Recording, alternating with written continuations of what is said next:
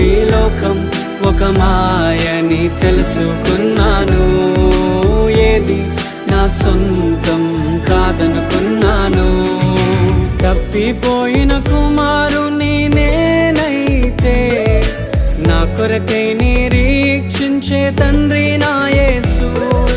తప్పిపోయిన కుమారుని నేనైతే నా కొరకై నిరీక్షించే తండ్రి నా యేసు. ఈ లోకమంతా నేను వెతకినా నాకు లేదయ్యా ఎక్కడా ఆనందం. నీ సన్నిధిలో ఒక్క క్షణం గడిపినా నా హృదయం